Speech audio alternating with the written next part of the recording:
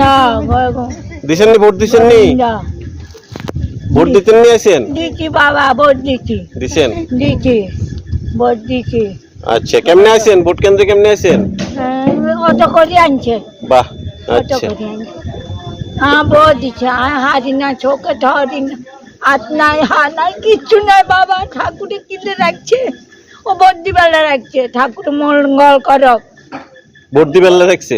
Vote দিবেলা বাবু আর মরে গেল। হরে কৃষ্ণ, হরে কৃষ্ণ।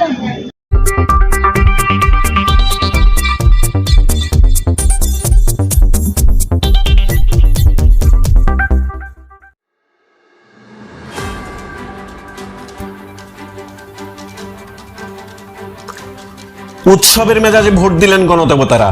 কেউ বা লাঠিতে ভর করে, কেউ বা 2 মাসের শিশুকে কোলে নিয়ে, আবার কেউ বা শারীরিকভাবে অক্ষম হয়েও নিজের ক্ষমতা বলে ভোট কেন্দ্রে এসে একেবারে নিশ্চিন্ত মনে ভোটাধিকার প্রয়োগ করলেন নিজের পছন্দসই প্রার্থীকে। লোকসভা নির্বাচনের পূর্ব এবং পশ্চিম আসনে 7টি বিধানসভা কেন্দ্রের মধ্যে দক্ষিণ জেলার অধীনে কেন্দ্রগুলিতে শান্তিপূর্ণভাবে সম্পন্ন হলো ভোটদান প্রক্রিয়া। 2 দফা তথা 19 এপ্রিল এবং 26 এপ্রিল এই 2 দিনে 2টি আসনে 2 দফায় ভোটদান করলেন গণদেবতারা। অভিজ্ঞতা সম্পন্ন ভোটদাতাদের মুখে শোনা গেছে একটি কথা বারবার। দীর্ঘ বছর পর দেখলেন প্রতিবন্ধকতাহীন নীরব ভোট প্রক্রিয়া। 60 বছরের ঊর্ধ্বে ভোটাররা 2 হাত ভরে আশীর্বাদ করলেন নির্বাচনী কাজে নিযুক্ত আধিকারিকদের, যারা সঠিক ব্যবস্থাপনার মধ্য দিয়ে গ্রহণ করেছেন গণদেবতাদের ভোট। ঘরের গৃহিণী এবং মায়েরা বললেন, দীর্ঘ 25 বছর ভোট প্রক্রিয়া নিয়ে রাজনৈতিক পরিস্থিতি ছিল থমথমে।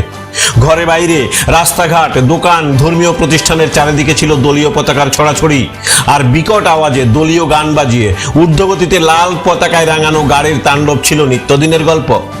সব মিলিয়ে যেন রাজনৈতিক ঘূর্ণিঝড় নেমে আসতো বিধানসভা কেন্দ্রগুলিতে। নির্বাচনী লগ্নে এমন ভীতিজনক পরিস্থিতি ছিল নিত্যদিনের রুটিন, এমনটাই অভিমত ব্যক্ত করলেন ওনারা। বদলে গেল পরিবেশ, শান্ত হলো পরিস্থিতি, দেখা মিলল নিরিবিলি পরিস্থিতির মধ্য দিয়ে ভোট গ্রহণ প্রক্রিয়া।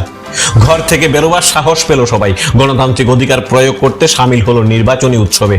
তারই কিছু তথ্যচিত্র তুলে ধরা হলো সাফ কথার পর্দায়।